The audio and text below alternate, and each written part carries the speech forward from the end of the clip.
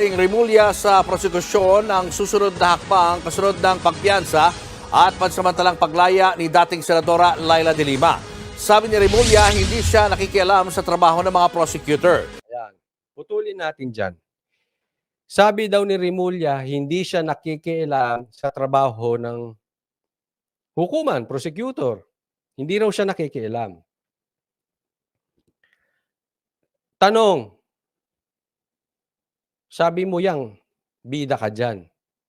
Tanong sa inyo, naniniwala kayo doon? Anong sabi niya? Nahusgahan na niya si Bantag at si Tebes. Pero hindi naman siya nakikialam sa investigasyon. Hindi siya nakikialam. Desisyon ng DOJ kung magkakaroon ng probable cause o hindi. Tanong, naniniwala kayo na hindi siya nakikisawsaw? Hindi siya nakikialam doon? Diba, ewan ko sa inyo. 2017 nang naaresto si de Lima matapos siyang idawit ng Bilibid convicts sa drug trading sa New Bilibid Prison. Una nang naakwit si de Lima sa isa sa 3 drug-related cases noong 2021. Nitong May 2023, ay napawalang sala sa pangalawang kaso matapos mag-recant o bawiin ni dating Bureau of Corrections Officer in Charge Rafael Ragos ang kanyang testimonya na naghatid daw siya ng drug money sa bahay ni de Lima noong 2012.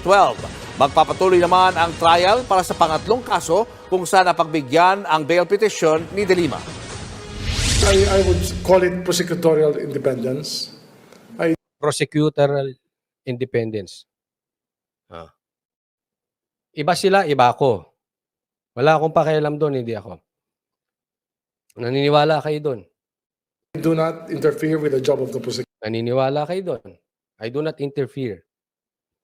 prosecution, especially with these matters. We respected and respect the findings of the previous prosecutors who were tasked to do this job.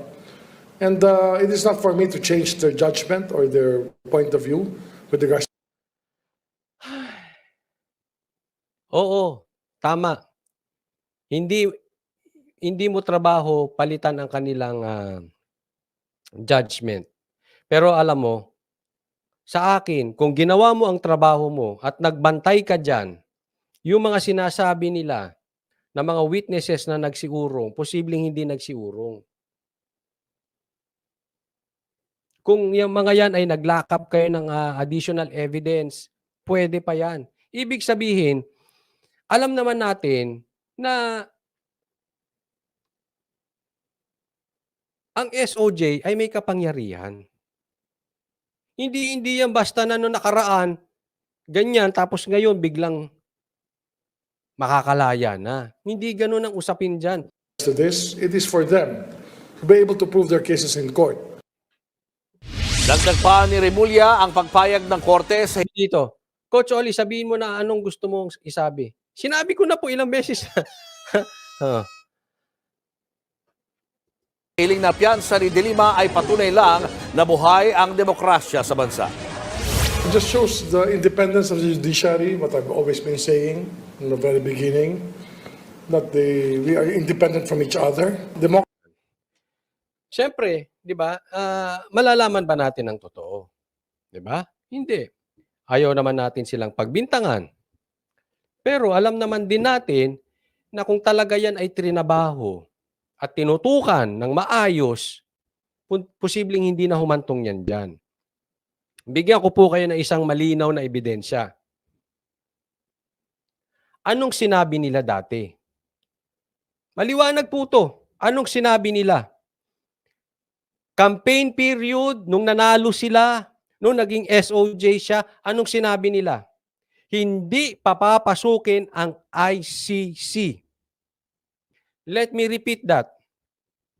Hindi papapasukin ang ICC. Ngayon, meron siyang press con na sabi niya, posible nang papasukin ng ICC. At etong si Llamas, nag-iikot na nga. Ito yung sinasabi ko sa inyo. Maingay na ang dilawan. At sinasabi, posible at papapasukin na ang ICC. Iyan na po ang stand ng Dilaw. Gusto nilang pumasok ang ICC para ipakulong ang mga Duterte. Naiintindihan niyo po. Dati, we are talking of impeachment ng mga Marcos. Ngayon, iba na ang kwento. Nag-iikot na tong mga dilaw at sinasabi at iniimpluwensyahan ng taong bayan ang administrasyong ito. They have to move now bago mag 2025 election na dapat na impeach na si Sara. Naintindihan niyo po kung ano kwento.